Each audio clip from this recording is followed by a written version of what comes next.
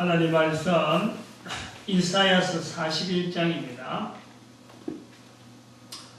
이사야서 41장 14절 41장 14절 한 절만 합동합니다. 시작. 지렁이 같은 너 야곱아, 너희 이스라엘 사람들아, 두려워 말라. 나 여호와가 말하노니 내가 너를 도울 것이라. 내 구속자는 이스라엘의 거룩한 자니라. 아멘. 기도합니다. 할렐루야. 복된 시간 되어질 것을 믿습니다. 성령님이 함께하는 시간으로, 성삼위 하나님께 영광 돌리는 시간으로 우리의 약한 부분을 감춰주시옵시고 온전히 주의 역사가 드러나는 시간대로 복 내려 주시옵소서. 감사드려오고 예수님의 이름으로 기도드립니다. 아멘. 아브라함과 이삭 그리고 이스라엘 이 3대 이스라엘 야곱이죠. 야곱 3대에 관계된 내용을 매주 차례로 지금 소개하고 옵니다. 아브라함 입장에서 보면은 아들 이삭이고 손자 이스라엘 야곱 이스라엘 손자고 같은 이름이에요. 야곱이나 이스라엘이나. 이삭의 입장에서 보면은 아버지 아브라함, 아들 이스라엘, 아들 야곱 이렇게 되고, 야곱의 입장에서 보면은 할아버지 아브라함, 아버지 이삭 이렇게 되어지죠. 3대가 지금 나란히 있는 이름이 아브라함, 이삭, 이스라엘, 야곱 이렇게 불려집니다.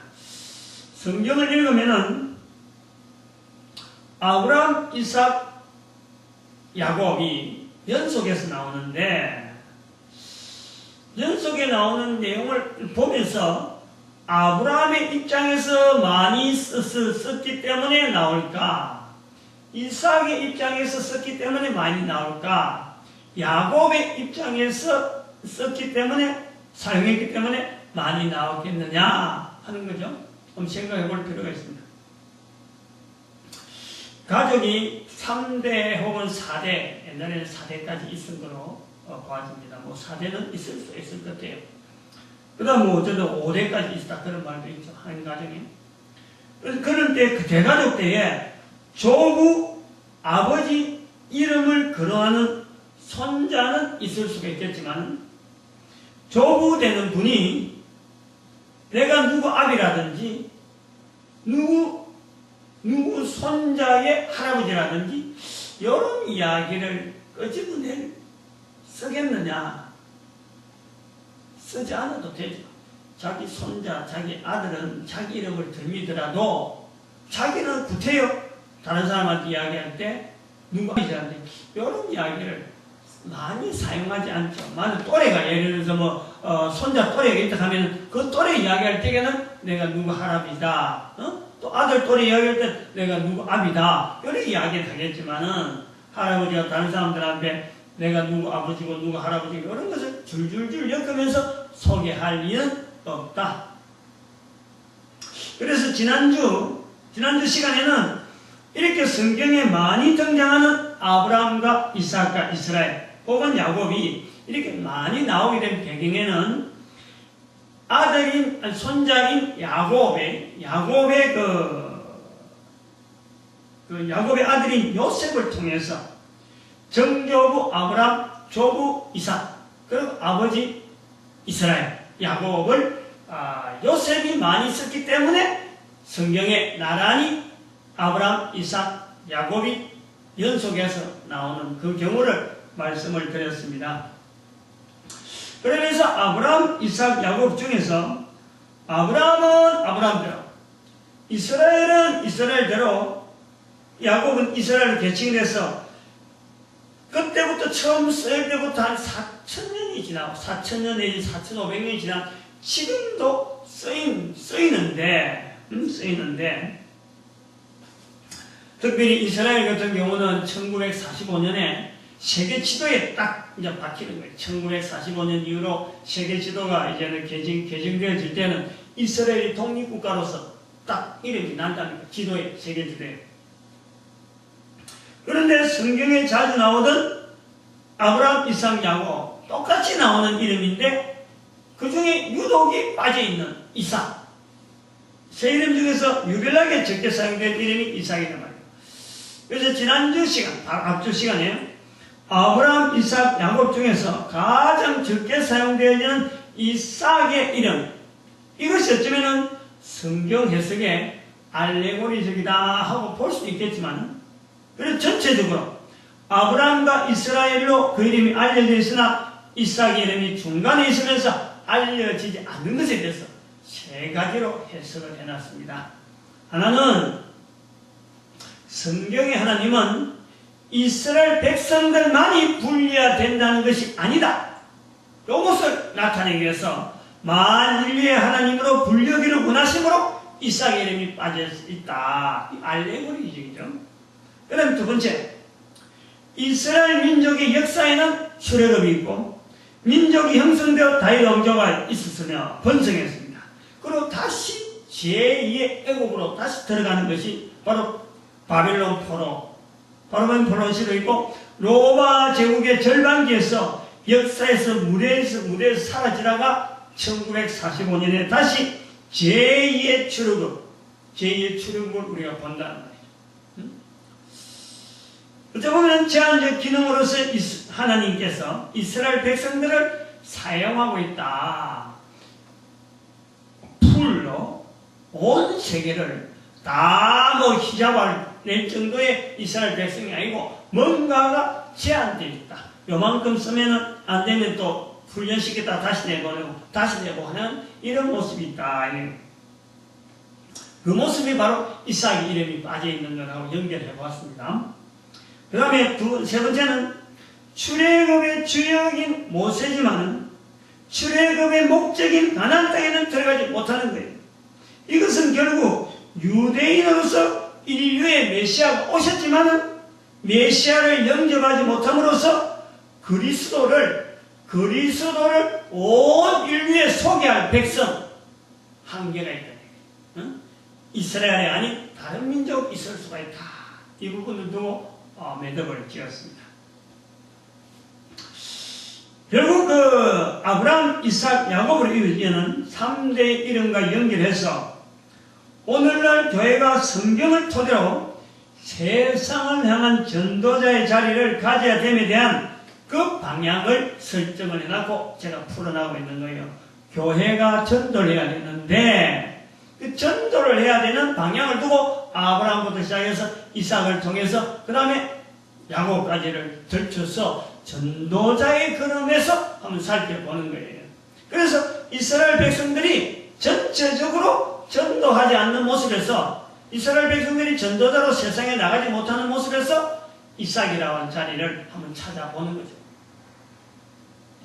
아브라함은 선대의 벨렉으로부터 내려오는 전도자의 삶. 아브라함은 선조 5대조죠. 5대조 벨렉으로부터 내려오는 전도자의 삶이 벨렉이 불합격당했다. 불합격. 그런데 그것을 다시 합격의 자리를 만들려고 하는 하나님의 부단한 콜링. 거기서 아브라함이 응답했다는 거죠. 응답.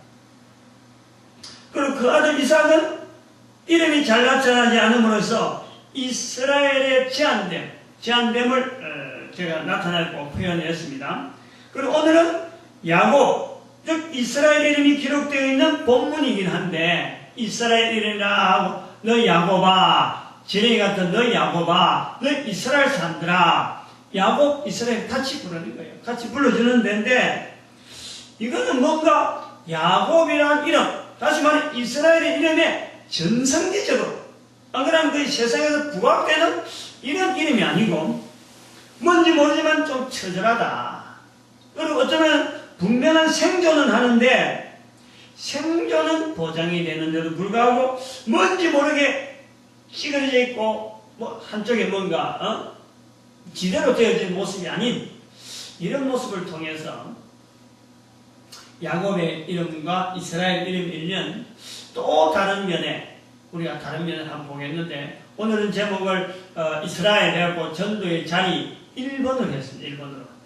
오늘 다 끝내려고 했는데 오늘 다 끝을 못 내는 것 같아요. 그래서 이스라엘의 그 이름에 가지고 있는 전도자의 자리가 어떤 내용이 있는가 오늘은 개론 정도로 아마 끝을 내야 될 것 같은 그런 거로 보아집니다. 오늘의 본문과 제목이 사실은 이 무거운 제목이에요. 무거운 제목이에요. 성경에 가끔 무거운 제목이 있습니다. 가끔 하면은 뭐 자살이라 하는 문제를 이야기한다든지 또 뭐 여러 가지 뭐 지옥 이야기를 한다든지 이럴 때 그런 건 무거운 제목. 이야기는 하긴 해야 되는데 설명하려고 하면은 주변에 여러 가지 내용들에 복합되어 있는 내용이 하나 딱 바로 던질 수 없는 그런 내용이 좀 있어서 무거운 내용이라 이렇게 얘기하는데 오늘 본문도 대단하게 잘 알 것 같은데 잘 아는 표현인 것 같은데 익혀진 내용 같은데 실제로는 준비가 안 돼 있는 제목이야. 이스라엘과 전도자의 자기. 이거는 뭐 쉽게 갖다 붙이기가 어려운 내용이야. 우선 그 이스라엘 이름에 대한 내용이 얼마나 많이 들은 내용입니까? 이스라엘은.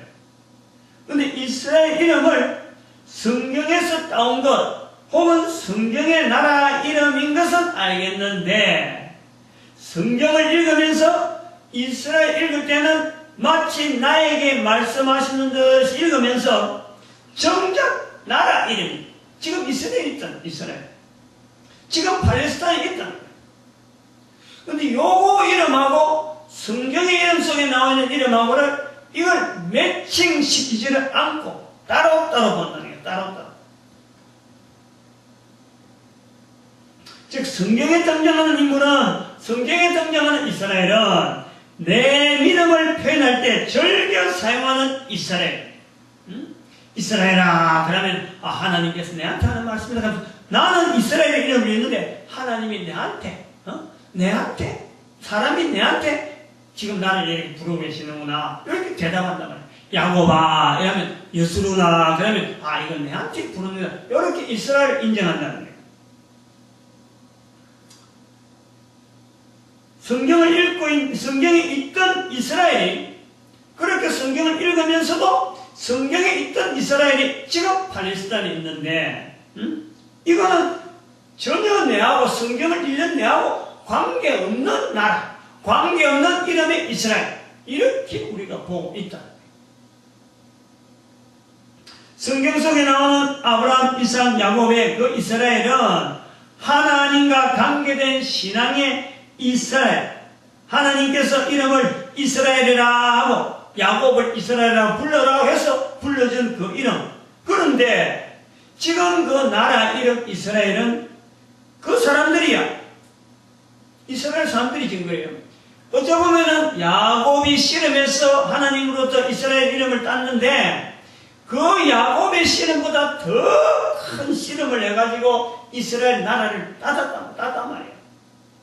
그래도 불구하고 성경을 읽는 나는 전혀 그것을요 동일시하지 아니하고 성경에 있는 이스라엘 그걸 본따서 지금 이스라엘 백성들은 그걸 그대로 이스라엘을 부르는데도 불구하고 우리는 전혀 다르게 부르면 불러라 내하고는 관계없다 나는 성경만 본다 이렇게 되어 있다는 거지.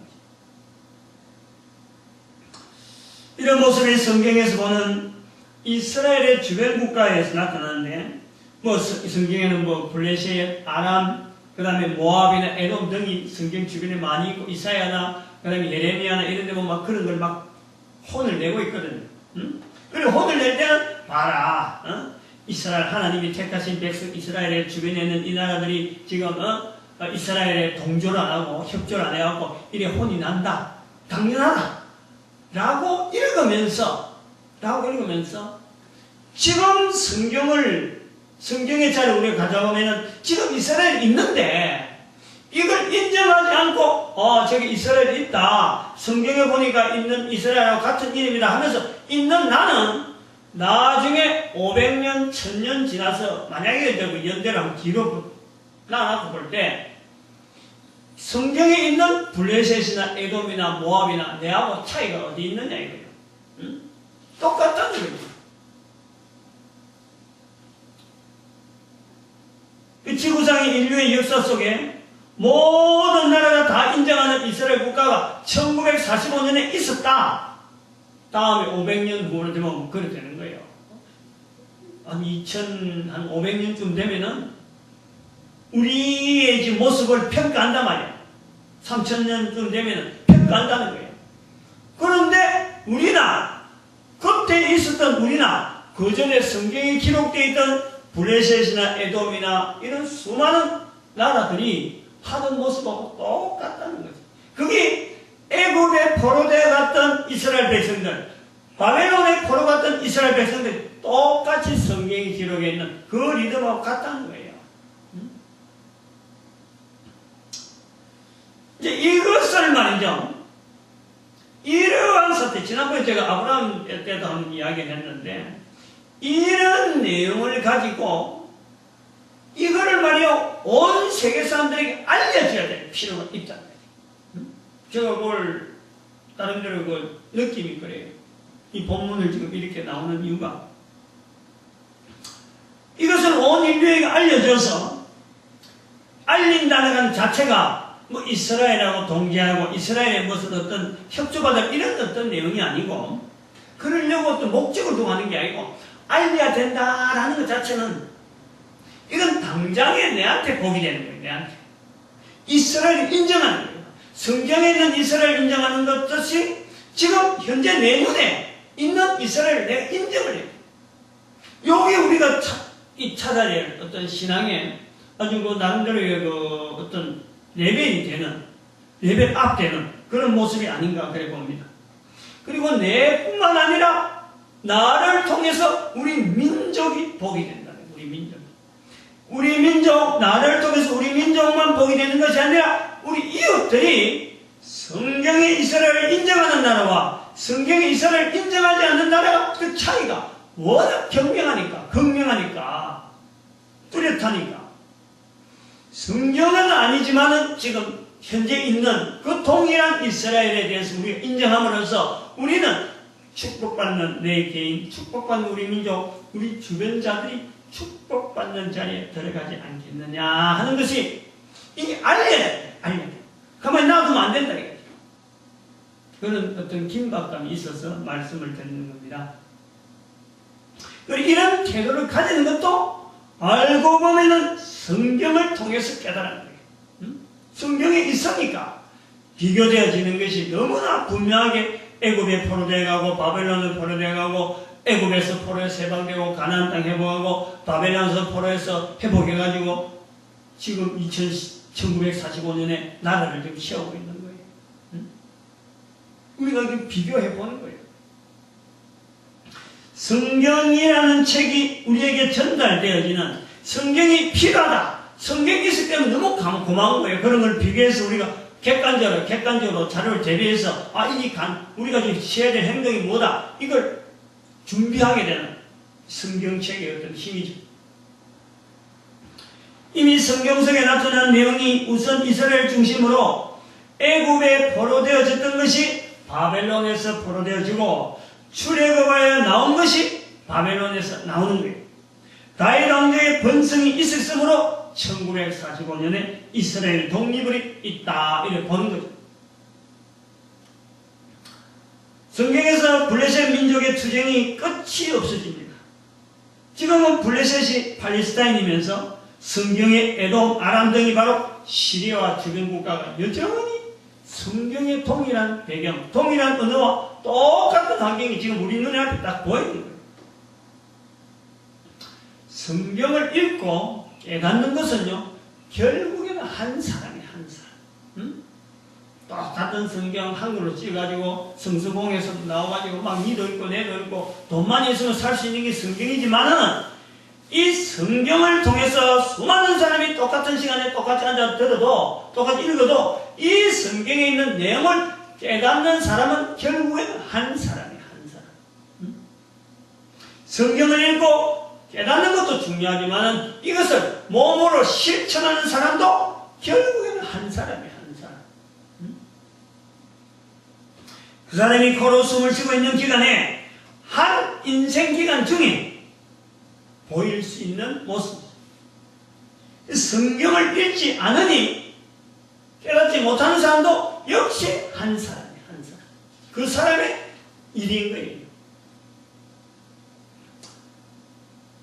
한 인생 중에서 우리가 성경을 통해서 실천할 수 있는 기회를 가지고 있는 것이 한 사람이에요. 한 사람. 그래서 성경은 어제나 오늘이나 영원하신 인간을 향하신 하나님의 사랑의 메시지가 항상 표현되어 있고 동일하게 담아져 있어요. 그것을 내 시대에 내가 읽고 내가 깨달으면 바로 내 한 사람이 깨닫고 실천하고 내게 축복이 되어지는 것이 성경이라고 하는 이 매체에 가지고 있는 특징입니다. 하나님의 인간 사랑의 메시지는 두 가지 통로가 있다 이렇게 봅니다. 하나는 이스라엘이라는 통로가 분명히 있습니다. 이스라엘. 또 하나는 성경이다. 이 두 가지 통로, 이스라엘이라는 것은 국가나 혹은 민족 단체입니다. 성경은 인간이 사용하는 언어, 이게 변화되어지고 또 해석되어지고 하는 이런 과정에서 이게 사용되어지는 어떤 단위죠.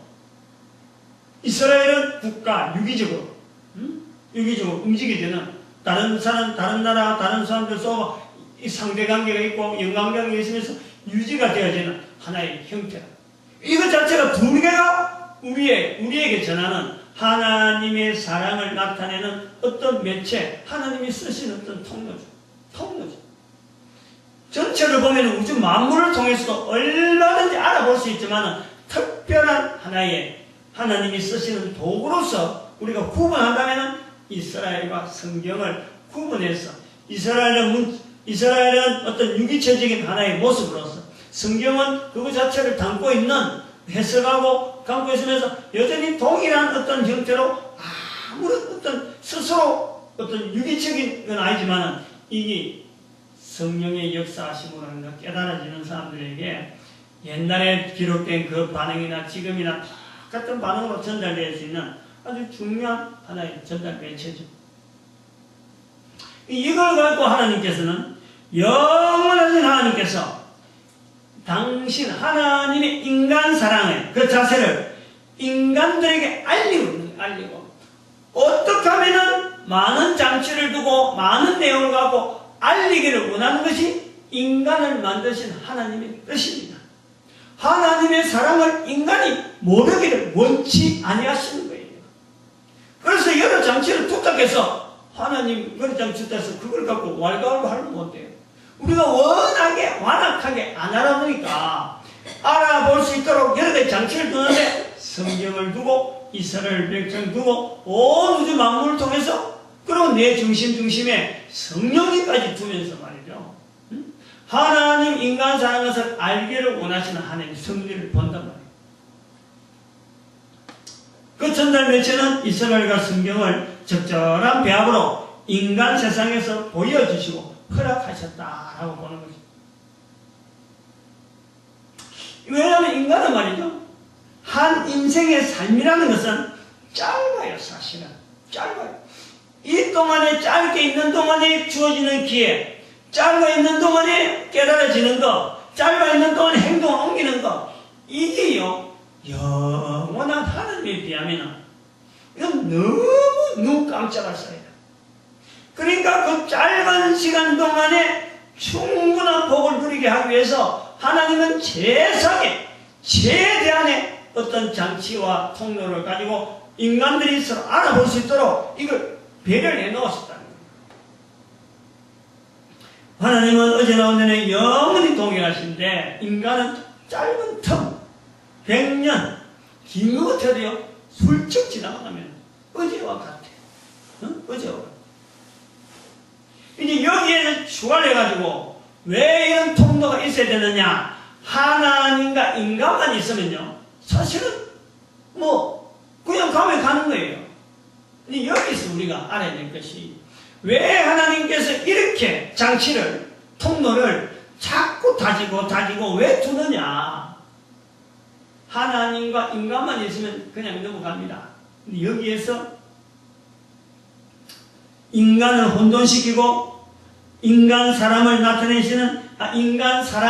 나타내시는 그 하나님을 곡해하도록 만들며 인간으로 하여금 참으로 인간이 가서는 안 되는 곳이 사탄, 원수 사탄 이끌어가지고 원수 사탄, 인간의 원수 사탄 되는 그 사탄이 있어야 돼. 그 지옥으로 사람을 끌고 가는 거예요.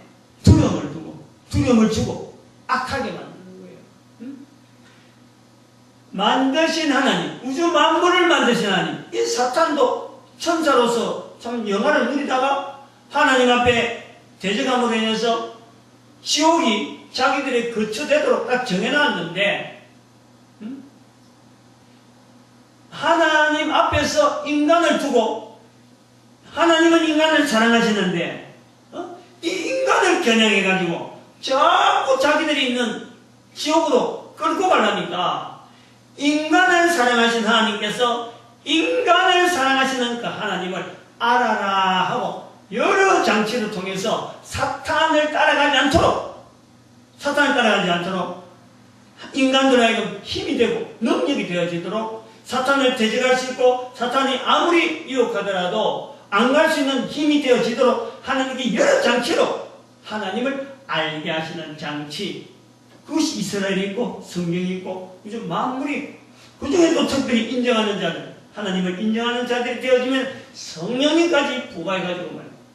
인간은 하여금 최대한 악한 사탄의 계율에 빠지지 않고 저들이 있는 영원한 죽음의 삶에 인간이 동참하지 않도록 하시는 하나님의 간절한 섭리, 그런 방편 때문에 이스라엘과 성경이 우리에게 하나의 통로로 제시되고 있다라는 거예요.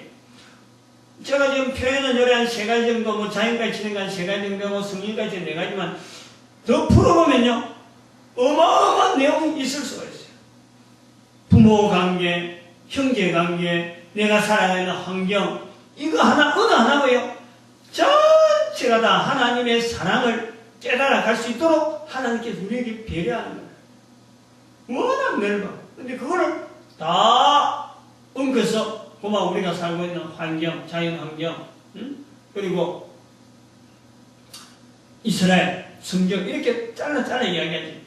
표현 안 하면 어마어마하죠. 왜 하나님께서 그렇게 단순하게 우리 한 사람 한 사람에게 모르는 사람도 있고 성경 안 읽는 사람도 있고 이스라엘 백성들 모르는 사람도 있고 참 성령님과 뭐 아무 뜻도 모르는 사람이 있는데 그렇게 해서 하나님의 사랑을 알게 할까요? 아닙니다. 우리 한 사람 한 사람이 고유하게 다 알 수 있도록 다 돼 있어요. 장치가. 워낙에 인간이 악해가지고 하나님을 자꾸 멀리 하려고 하니까 우리가 멀어져 있는 거지. 가까이 하려면 하나님은 항상 가까이. 항상. 그래서 그 하나님을 안 믿는 그런 입장이 있다 하더라도요, 하나님의 이름 부르면서 도와달라고 하면요, 적시로 도와줍니다. 도움을 받고 난 뒤에 하나님의 이름이 내용을 모르니까 고마 어설때 넘어가 버렸어야지. 이게 하나님이 긴가민가 해서 그렇죠. 반드시 인간이 도와달라고 하면요, 하나님은 적극적으로 어떤 경우나 어떤 것도 하지 않냐고 자기의 부족한 것을 깨닫고 신이신 만드신 하나님에 대해서 이름 부르면서 도와달라고 하면요, 반드시 도와줄 때 있는 것이 바로 하나님과 인간 간의 관계다. 근데 인간이 성경을 통하고 이런 내용을 통해서 하나님이 도와주셨다라고 고백하길 바라는데 그걸 안 한다. 그런 걸 게을리한다. 그래서 이스라엘의 그 개인으로부터 민족 또 국가가 하나님에 대한 반응을 성경이라는 문자와 종이를 이용해서 기록하게 하여 짧은 단편의 인생살이, 우리가 인생이 너무 짧은데 이 짧은 인생에 영원한 하나님을 알게 하도록, 그 사랑을 깨닫게 하도록 방편으로 삼는 것이 바로 이 성경이다. 그래 보는 것입니다.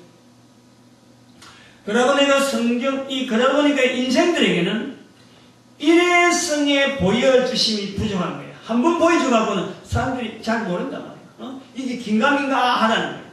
그래서 그 매체되는 이스라엘 하여금 같은 내용인데도 불구하고 시대가 다르잖아요. 시대가 다르면 옛날에는 그럴 수 있겠지라고 하는데 우리 시대는 안 한다.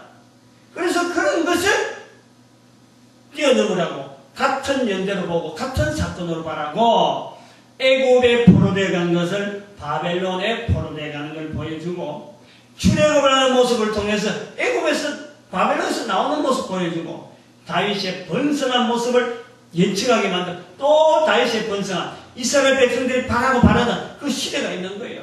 그 시대에 분명히 있기 때문에 바라고 바라는 대로 이스라엘이 바라는 대로 반드시 그 시대를 허락한다. 그것이 우리가 1945년 이스라엘의 독립의 사건하고 같이 연상해서 보겠다라는 겁니다. 그건 제 이야기일 수도 있고 또 다른 사람들도 이렇게 비슷한 생각을 하게 되면 힘을 얻는 거예요. 서로 간에. 그러다가 이런 내용을 자꾸 서로 이야기함으로 성령님이 나에게도 감동하셨다. 너에게도 감동하셨다. 그 감동해서 우리가 시각을 만들어가는 거예요. 그리고 이스라엘 나이금이 같은 내용인데 AD 2세기 이후부터는 인생 교류 및 문화의 발전이 빨라지니까 이제 성경의 기록이 없어도 될 정도에서는 성경의 기록을 중단하시고 일반 대중문화를 이용해서 전달 체계를 사용하신다 이거예요. 다르게 하면은 1945년에 이스라엘이 독립을 할 때에 그 이스라엘이 원래의 성경에 기록되어 있던 모세 시대에 기록되어 있던 그 땅에 가나안 땅에 분명히 안주를 하잖아요. 그런데 2000년이 지난 지금에 2000년 동안에 이 사용이 안 돼 있던 인류사에서 어느 날 인류사에서 2000년이 지난 뒤에 이스라엘을 사용을 할 때에 성경에는 기록되어 있지 않으나 전 세계 모든 사람들이 이스라엘이라는 나라가 세워졌다. 성경에 기록되어 있지 않아도 그거는 벌써 우리가 통신체제라든지 여러 가지 정보 교류의 문서라든지 이런 게 발달돼서 서로가 확인이 되어지는 거예요. 그것이 유엔에서 그렇게 되었구나 도장 찍어주고 확인한다. 이런 것이 돼 있으니까 구태여 성경이나 또 다른 책을 안 만들어도 이미 다 통용되어지는 시대는 성경의 기록을 남겨놓지 않는다. 방편이에요. 이런 꼭 다 성경에 없으니까 이건 아니다 이런 게 아니고 성경에 기록되어지지 않아도 하나님의 섭리로서 표현되어 있는 내용을 우리가 찾아내는 거예요. 지금의 이스라엘 나라가 세워진 가나안 땅에 이스라엘이라는 이름이 2000년 만에 붙여진 것은 아브라함, 이삭, 야곱 중 그 3대의 이스라엘 국가의 조상 중에서 야곱이라고 부르면서 하나님에게서 나중에 이스라엘로 부르겠다 한 그 이스라엘 된 야곱이 필사적으로 사실은 그 땅을 사수하려고 어떻게 하면 그 땅에서 내 몸을 누빌까? 애굽에 가 있어갖고 그것을 영원하게 죽을 수 있음에도 불구하고 자기의 시신을 땅 한 척 자기한테 준 것이 없는데 조상들이 묻힌 그 옆에다가 나를 묻어달라 하고 유언을 하고 죽는단 말이에요. 그게 야곱이에요. 그 야곱의 그 땅을 향하는 열정, 그것이 요셉을 통해서 들려지기 때문에 아브라함과 이삭과 이스라엘라고 하는 야곱이라는 이름을 요셉이 쓰고 그리고 2000년 동안 이름이 없던 이름이 이스라엘 이름으로 주어진다 이렇게 보는 거죠. 야곱이 그렇게 그 땅을 사모했다는 거예요. 한참도 그 땅을 안 나가려고 죽었어도 그 땅에 묻히려고 강구하고 아들 아이가 한두 뺨에 손녀가지고 알겠습니다 그래도 알겠다고 하면 안 된다는 거예요. 맹세해라. 그래 맹세를 시키면서 그렇게 강하게 바라고 바라던 땅이다 하는 간절함을 두고 이스라엘 백성들은 지금 그 땅을 쓴다는 거예요. 2000년 동안에 그러니까 AD 1세기, AD 70년이죠. 70년부터 지금 1945년까지 약 1900년이라 보면 되지만 한 2000년이라 보는데 인류사에서 이름이 감춰진 그 이름 이스라엘 성경 속에는 분명히 있으나 성경에 있다고 해서 2000년을 만에 새롭게 불려진 이름이 유독 이스라엘 뿐이겠느냐. 다른 이름이 얼마나 있는데 어째서 이스라엘 이름이 불려졌느냐. 사실은 그 정확한 내용은 모르지만 정확한 내용은 모르지만 어쩌면 2000여 년 만에 불렀다라면은 아마 다른 이름을 가지고 나는 이름 부르셨다, 나는 이름 부르셨다 라고 하는 사람이 얼마나 있었겠느냐. 그런데 불구하고 이스라엘의 이름을 부르는 데에서 어느 국민 중에서 어느 누구 하나가 반대하는 사람이 없다는 거예요. 반대하는 사람. 응? 우리가 이걸요, 우리가 아주 유심히 봐야 돼요. 응? 우리 국가 정치 한번 봐봐요. 우리 국가. 서울에 있더니 지금 세종시로 내려온다고 하고 지금, 내려온다 하는데, 이거 하나 하는데도 우리가 얼마나 이름 하나 정하는데도 다른 이름 정하면 대모가 대단하죠. 세종대왕의 이름 갖고 세종시 하니까 그나마 통하는 거지. 응? 근데 2000년 동안에 각자가 이름을 내가 한번 가지고 있겠다 하고 있었다면은 이름 정하는 데 말이에요. 국가, 국민들의 말, 난리가. 그런데 이스라엘을 정해놓고는 아무 나라 이름 가지고 분란이라는 일이 없는 거예요. 이게 가능한 일이냐? 우리는 여기서 생각을 해봐요. 성경을 읽는 사람이라고 우리는 이야기합니다. 또 성경을 통해서 하나님을 믿는다라고 이야기하는 사람이 바로 우리라. 교회 안에서 이 말을 듣는 사람이에요. 그러나 제가 이 말하는 것은 교회 안에 다니는 사람만 들으라는 건 절대 아니에요. 우리 민족, 적어도 대한민국 사람이 이 한글로 들을 수 있는 이런 사람은요, 누구든 이걸 듣고 깨달아야 될 부분이 있어요. 그래서 다른 사람은 몰라서 그렇다 치더라도 교회 다니는 사람만이라도 알아야 될 내용이 있다는 거예요. 적어도 성경을 통해서 신앙을 가지는 사람은 지금의 이스라엘 국민들이 나타내는 이스라엘 이름이라 하는 이름 앞에 모든 백성이 순복하는 그 자세를요, 우리는 분명히 이스라엘의 믿음이라 하는 자리에 우리가 분명히 우리도 자리를 내줘야 돼요. 믿음이 없는 행동은 절대 나타나지 않잖아요. 그것이 어떻게 가능하겠어요? 뭐가 설명할 수 있겠어요? 근데 우리는 하나님 앞에 잘 믿는다, 성경을 통해서 우리는 예수를 잘 믿는다 그러고 그 이스라엘은 우리의 믿음하고 전혀 연관없는 듯한 그런 자세로 객관화시키고 아주 아무 별볼이 없는 그런 하나의 어떤 민족들의 움직임, 이렇게 본다. 이제 이 믿음을 우리가 비교해야 될 것은, 우리는 성경을 알고 지금의 이스라엘 이름이 성경에서 연유한 것이라고 인정을 하고 있지만은, 지금 이스라엘 백성들은 기록된 성경 시대에서나 그 후로 4500년이 지난 지금에도 동일한 신앙으로 접근하려고 하고 있는데, 그 몸부림을 치고 있는 반면에 우리는 성경의 이스라엘과 지금의 국가의 이스라엘하고를 별도로 보는, 한쪽은 신앙으로 나오고 한쪽은 전혀 신앙이 아닌 그냥 시사, 소식 하나 정도 흘러가 버립니다. 누가 신앙이냐, 누가 신앙. 어느 신앙이 바른 신앙입니까?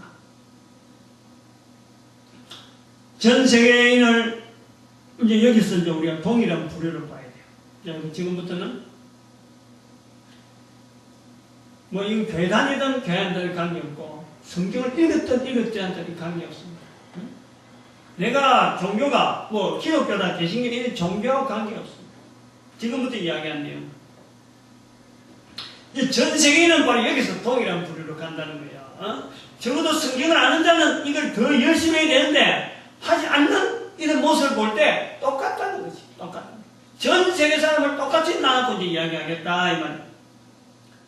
종교적 분류로는 개신교, 천주교, 불교, 이슬람교, 힌두교, 무교 이렇게 이야기는 하고 있지만, 이 모든 사람을 같이 고민해봐야 되는 문제가 있다 이거예요.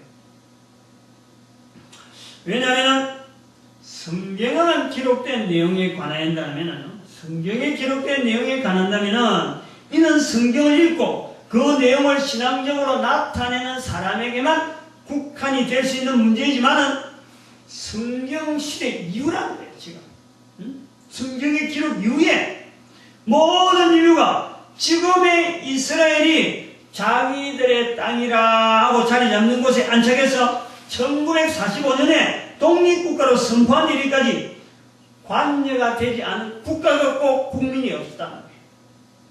응? 관철이 이야기하면 1945년은 성경 밖에, 성경의 기록은 이미 AD 2세기 정도에서 다 끝나버리는 거예요. 그러나 성경 이후로 되어지는 1945년 되어지는 이스라엘의 독립에는 모든 나라와 모든 국가가 다 관여하고 있다는 거예요. 거기는 다 개입하고 있다. 이상한 표현인지 모르지만 이건요, 일단은 말을 받아들여야 돼요.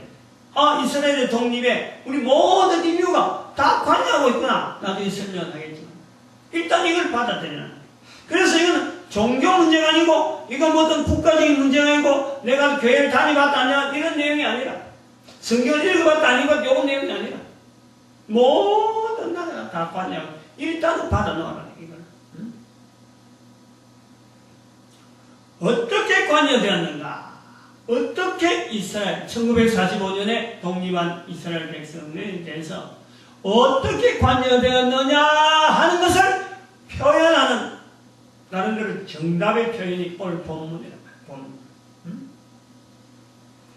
이스라엘을 부르는데 지렁이 같은 너 야곱아. 야곱은 또 부릅니다마는 이스라엘 사람들아, 너희 이스라엘 사람들아, 지렁이 같은 너 야곱아, 너희 이스라엘 사람들아. 이렇게 불러요. 이게 바로 정답이란 말이에요. 즉 성경시대 이후로 AD 200년 이후라고 보면 되고 AD 70년 이후라고 정확하게 보도 되고 인류 사회에 비친 AD 70년 이후로 1945년까지 적어도 인류 사회에 비친 이스라엘 모습이 지렁이 같은 모습이라고 해요. 지렁이 같은 모습. 본문의 지렁이 같은 너 야곱아 부르는 것은 낮아지고 추하고 가까이 할 수 없는 상태를 말하는 표현이 맞습니다. 성경이 유일하게 하나밖에 없어요. 에스겔서에 가면 피덩이처럼 그런 데로 살아라. 피덩이처럼 막 발버둥 친다고 피덩이처럼도 살아라 라는 표현이 있는데 이스라엘 이름이 이스라엘 자체가 국민들이 얼마나 자부심을 가지고 있는데 성경에 지렁이 같은 너 야곱아 라고 표현하는 것은 이사야 41장 오늘 본문밖에 없단 말이에요. 이것은요 보통의 어느 성경에 나오는 이스라엘 부르는 가운데는 너무 차이가 나는 거예요. 보통의 이스라엘 등장하면은 주변 국가들이 꼼짝 못하는 이스라엘 백성. 이스라엘 백성들한테 너희들 잘못됐으니까 너희들이 혼이 나라. 이스라엘 백성들이 하면은 항상 장래에는 보장이 되어 있고 잘 되는 국가, 튼튼한 국가에 대한 보장이 되어 있으면서 나타나는 이스라엘. 그래서 이스라엘이라는 단어가 성경을 읽는 사람은 나오면 나올수록 이건 읽는 사람이 힘을 얻는 거예요. 이건 내한테 하는 말씀이야. 내가 힘을 얻어야 돼. 그래서 자꾸 그 축복을 자기가 자꾸 받으면서 나는 오늘 성경을 읽는데 이스라엘에 대해서 이렇게 말씀하는데 내한테 하시는 말씀이다 하면서 그 이스라엘에 대한 내용을 자기가 축복을 받는다. 그래 이스라엘을 도우지 않는 주변의 사람들을 내 주변에서 나를 축복하는 하나님이 계시는데 내 주변에서 나를 안 도우는 저 사람들은 별로 복받을 사람이 아니라 이렇게 이스라엘과 동일시한다. 이 성경에서 보편적으로 이스라엘을 말할 때 지렁이 같은 야곱의 형식은요 아마 그렇게 말했다면 그런 개념을 두고 이야기했다면 이스라엘 이름이 지금 남아있을 이유가 없어. 이스라엘 백성들이 그렇게 그런 이름을 쓸 이유가 없어요. 근데 오늘은 완전히 정반대로 지렁이 같은 너 야곱아 하는 본문에 우리가 있다. 성경에서 하나님과 결을 이기는 자기까지 오르는 이스라엘이 있으면서 이거는 고귀함, 능력 이런 아주 수치가 대단하죠. 이 대단한 거예요. 근데 여기서 이제는 오늘 본문이 나오는 이 표현에 대해서 저는 오늘 아침에 이 시간을 통해서 나타내기는 그래요. 이것은 성경 시대가 끝나게 되면 이스라엘 민족이 당하게 되는 어떤 자리, 그 자리를 예견해서 나타낸 표현이 아니느냐. 이스라엘 사람들이 그걸 잘 모르죠. 2000년 지나고 보니까 지금 이제 그런 자리를 찾아서 눈을 뜨는 거지.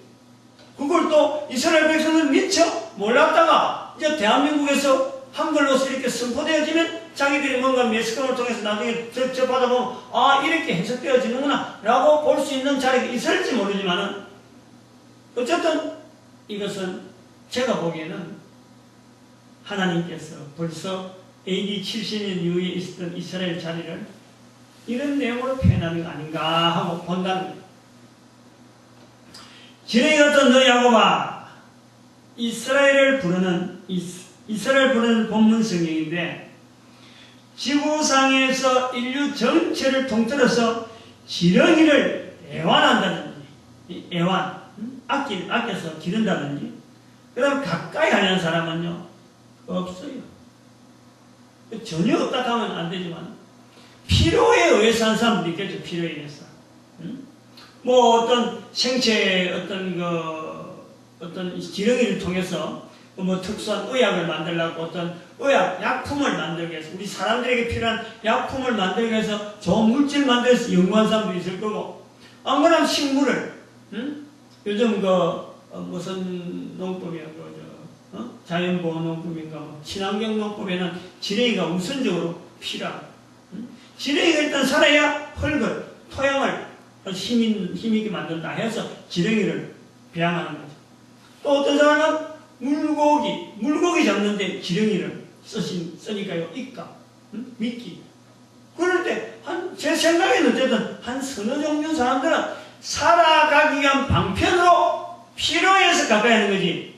이게 뭔가 내한테 너무 좋아가지고, 너무너무 기르니까 내하고 뭐 반응이 있고 해서, 내 옆에 두고 애완동물로 기르겠다. 이런 건 없어요. 없단 말이에요. 일반적으로 싫어하는 것이 이 지렁이입니다. 근데 오늘 표현에서 지렁이 같은 너희 야곱아 하는 이 표현, 이것이 바로 1945년 이르기까지 지금도 사실은 여파가 계속되고 있다고 보는데, 모든 인류가 이스라엘 백성들을 보던 눈길이었다. 이스라엘 백성들을 볼 때 지렁이를 만나듯이 피해 뿌리고 기겁을 하고 하는 것이 인류의 역사에 2000년 동안 있었다.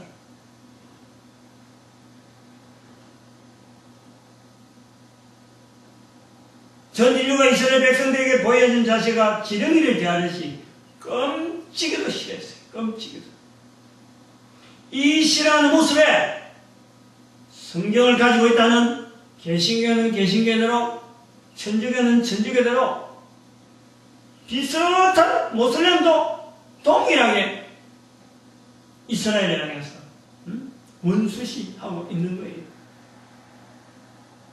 힌두교, 불교, 자우선, 무교, 모든 인류가 다 동참하고 있다는 거예요. 동참하는 구체적인 내용은 좀 있으면 나옵니다. 그 중에 어느 종교단체나 아무리 자비를 베푼다 하면서 이스라엘 백성들에 대해서는 어느 민족, 어느 종파는지 자비를 베푸는 민족이 없고 종단이 없고 단체가 없어요. 철저하게 이스라엘은요, 고립되어 있어요. 고립되어. 지렁이 같은 모습으로 그냥 내 동생이 지고 아무도 가까이 하려고 하지 않아요. 이를 다르게 표현하면은 지금의 이스라엘은 자신들의 역사, 지금부터 2000여 년의 내용에서, 지금부터 2000년 전, 1945년부터 AD 70년, 적어도 요 사이에서는요, 어느 한 국가나 민족에게서 지렁이 같은 취급을 받지 않음이 없는, 우방이 없는 나라로 있었다. 우방이 없는 민족으로 있었다. 나라는 없으니까. 우방이 아무도 없어. 우정하면요, 지금 세계 정세가 미국이나 영국이 이스라엘 우방 같지만요, 그거는 미국이나 영국을 바라보는 우리가 그런 거고, 이스라엘은 전혀 우방이라고 보지 않는다는 거예요. 역사적인 흔적이 너무 뚜렷하니까. 이스라엘은 절대 안 봅니다. 세계 정세 속에서 우방처럼 보이는 것은 각국의 이해관계의 작용이 그렇고, 그 중에서도 이제는 접근이 가는, 왜 모든 국가가 이 1945년부터 그 이스라엘의 독립에 모든 국가와 관련했냐 설명이 들어간 접근점으로서 이스라엘 국가가 영향을 미칠 수 있는 자금, 많이, 금융 문제, 요거를 대체하기 위해서 다른 사람들 앞에서 우방처럼 보이는 거죠. 절대 우방이 아니라는 거예요. 이제 여기 이제 접근해 가는데 이제 여기서 역사의 아이러니, 모순 같은 사건이 나오는 거예요. 모순 같은 사건. 지금의 이스라엘이 어느 국가라도 우방이 없음에도 불구하고 세계 강대국들이 이스라엘의 정책에 손을 들지 않을 수 없는 것은, 세계 강대국이 이스라엘의 정책에 주변에서 싸우고 뭐 보복하고 이래도 다른 미국이나 영국이 그대로 따라갈 수밖에 없는 이런 상황이 된 것은 왜 그러느냐? 이스라엘 국가를 배경으로 하고 있는, 독립이 되어 있으니까, 이스라엘이 독립이 되어 있으니까 전 세계에 흩어진 이스라엘인들의 자금 관리의 힘이란 말이에요. 자금 관리. 미국 뉴욕의 윌가 세계의 모든 자금의 중심이 되어지고, 영국의 또 그 이름 있는 이 금융계, 정권가, 그게 이스라엘인들의 작용이요. 대단한 거예요. 유대인이라는 이름을 가지고 이스라엘인들이 작용하는 게 이게 손을 못 넣는 거예요. 제가 읽은 자료를 보면 전 세계에 가장 큰 돈을 쥐고 있는 이름 몇몇 이야기하는데 전부 다 유대인들이야. 하여튼 영국이고 저기 미국의 윌가 어마어마한 자금줄을 하잖아요. 우리나라 예산 이것 정도는, 우리나라 예산은 그냥 이렇게 그 잔돈 만지듯이 만지는 이런 사람들이 그게 있는 거예요. 1년에 자기 수입이 말이죠. 말도 못해. 개인이 누릴 수 있는 수입으로 이야기도 못해요. 우리나라 삼성 우리나라 그러니까 삼성 이야기하죠. 그거 가면은 그거 내지를 못해. 그것을. 그런 사람들이 유대인들.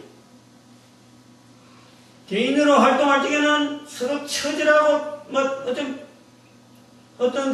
이권에 때문에 두뇌를 싸움으로 열심히 하지만, 일단 이스라엘 국가가 전면전을 해서 전쟁이 다 하면요, 이게 자금줄이나 모든 부분에서 통제를 하는 거예요. 이거 대단하다.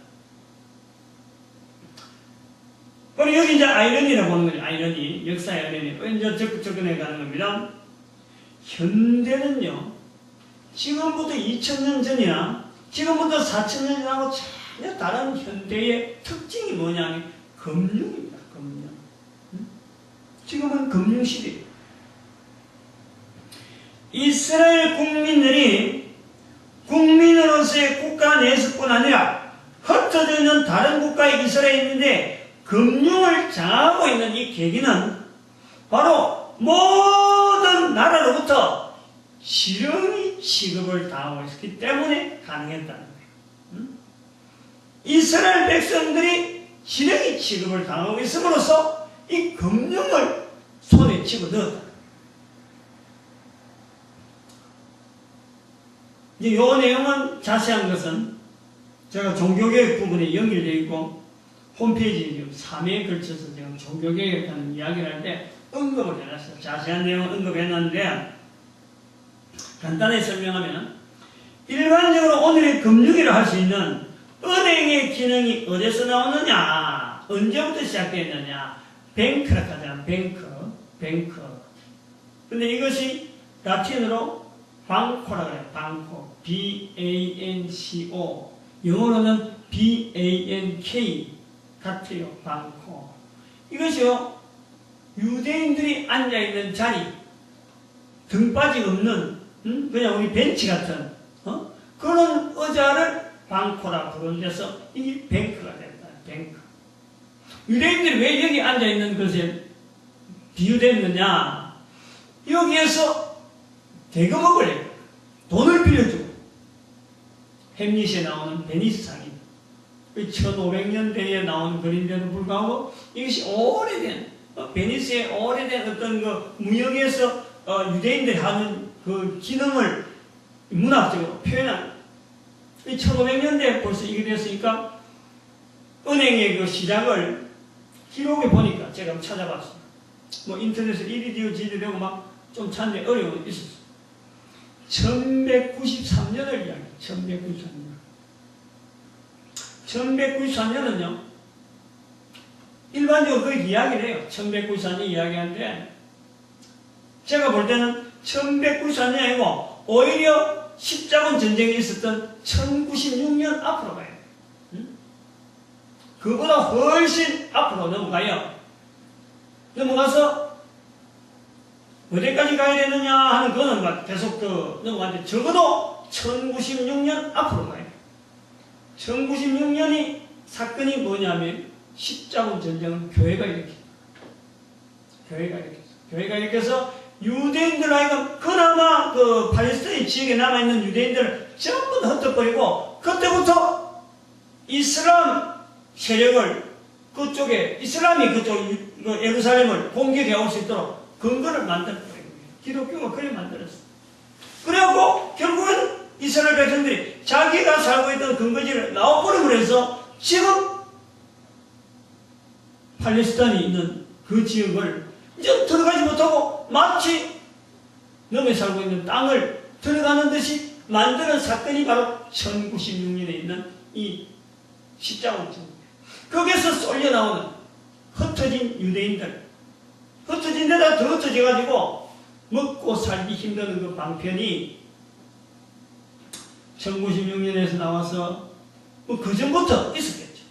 그 전부터 로마 지역 주변에서 지중해 근처에서 있었던 이태리 근처에서 있었던 그 무역업이 계속 성했으니까 이 그 자금 관리를 손에 대지 않느냐. 이스라엘 백성들이 자금 관리를 할 수밖에 없었던 것은 교회 시대는, 중세 교회 시대는 다른 사람한테 돈을 빌려주는 것은요, 이거는 교회가 어떻게 표현하냐면은 지옥 간다 이랬어요. 지옥 간다. 지옥 가는 자들은 이 바로 대금은 돈을 다른 사람한테 주는 거다. 그리고 일반 교회 성도들은 못했습니다. 그런데 같은 성경을 보고 있는, 성경을 통해서 다른 사람한테 돈을 주면은 지옥 가는 거니까 교회가 못하도록 만들었는데, 같은 성경을 보는 유대인들은 그 내용을 보면서도 같은 동족들끼리는 돈을 받지 마라, 이자를 받지 마라. 그러나 이자 받는 것이 얼마나 강하게 되어 있는 것이 이게 또 성경의 부분이다. 유대인들은 바로 그걸 적용하는 거예요. 자기들 동족 간에는 이자를 안 받고 동족 아닌 자들에게 이자를 받는 거예요. 여기에서 유대인들이 먹고 살 방편을 찾는 거예요. 다른 어떤 것도 유대인들에게 일거리를 주지 않으니까 이스라엘에서 철저하게 죄의 같은 야고비를 취급을 해갖고 같이 이렇게 사람 취급을 안 해요. 항상 유대인은 표시를 하는 거예요. 여기 유대인이다. 모자에다가 뭐 노란 테를 두른다든지 안 그러면 거주 지역을 제한한다든지, 유대인이 사는 것은 언제든지 다른 사람하고 제한되어 있을 수 있도록 지렁이 같은 야곱의 모습을 표현하고 나타내고 있는 거예요. 먹고 살 길은 바로 이 대금업을 통해서밖에는 살 수 없는 유대인의 삶. 이게 교회가 만들어놨다. 교회가. 교회 시대 때 만들어놨다. 그래서 이것이 나중에 1400년대쯤 되면은 스페인의 그 무역업이 남미를 통해서 막 돌아오고 그 흥청흥청하는 돈이 막 넘쳐나잖아요. 그리고 또 좀 이따 보면 영국하고 스페인하고 전쟁, 그리고 영국하고 프랑스하고 전쟁, 이 훌쩍훌쩍한 전쟁, 그리고 1차 세계대전, 막 이런 전쟁이 막 되니까 돈이 많이 막 움직이는 거예요. 그러면서 그동안 발달되어 오던 아라비아 숫자로 인해서 이자 계산법, 그게 1193년에 가는 그 말이 아마 그거하고 관계된 거예요. 아라비아 숫자가 넘어오면서 이슬람 자체가 아까 1996년에 그 교회가 십자군 전쟁을 일으켜서 아라비아 그 있던 그 사람들, 소위 말하는 그 사람들, 원래 그 한 AD 6세기, 7세기경에 이 포진되어 있던 이 이슬람을 막 몰아내고, 유대인도 몰아내고, 그러면서 아라비아 숫자가 보급되는데, 1000년쯤 되면은, 이게 이자 계산법이 나옵니다. 이자 계산법. 그러니까 그런 법이 성행이 됐다. 특별히 성행되면서 이자 계산법이 아라비아 숫자를 통해서 이자 계산법이 나오니까, 그때부터 지금의 은행이, 근대 은행의 표현이다 하고 하지 않는가 보는데, 그런데 그것보다 훨씬 앞에 1096년 전에 벌써부터 이 어떤 유대인들의 생업이 그런 형성되어 있을 거다 보기 때문에 더 앞에 가는 거예요. 이런 거 되다 보니까 정권, 주식이 나오고 국채가 나오고 막 이러다 보니까 이 은행이라는 업무가 굉장히 벌어지면서 이제 은행보다는 또 주식 쪽으로, 주식보다는 또 부동산 담보 이런 식으로 막 넘어가면서요. 정권, 금융 자체가 유대인의 그 체계 속에 있어요. 그래서 유대인이, 지난번에도 말했지만, 유대인이 벗어나면은 재정이 흔들흔들 하는 거예요. 근데 스페인이 그걸 몰랐다는 거네. 그래, 유대인들 벗어나고, 유대인들 지금 독일 가니까, 독일에 있는 유대인들이 막 전부 다 모여가지고, 전쟁을 일으킨 독일이 지금도 빵빵하고 있는 빵빵. 그 체제 자체가 얼마나 금융을 탄탄하게 준비하게 해놓고 있는 이 유대인들의 그 체제가 있는지 1, 2차 세계대전에도 불구하고 독일이 튼튼하게 지금 자리 잡는 건 그 배경에 유대인들의 금융 구조가 탄탄하게 자리하고 있는 거예요. 그렇게 보고 있는 거예요. 그래서 같은 성경을 보고도 유대인들은 그것을 하나의 생계를 잡았고, 같은 성경을 보면서 교회는 지옥 가는 자식이라 하고 하는 이런 차별하는 그 지렁이 같은 야곱의 그 어떤 처절한 몸부림이 오늘날 금융이 저들의 손에 들어갈 수밖에 없었다라는 것으로 보아지는 거예요. 그러므로 1945년에 이스라엘 독립에 전 세계가 관여한다는 것 자체는 바로 은행 정권으로 불리는 금융의 영향에서 벗어나는 국가나 개인이 없단 말이에요. 지금은 그렇잖아요. 1945년에 이스라엘이 독립하는 그것도 철저하게 돈거래야.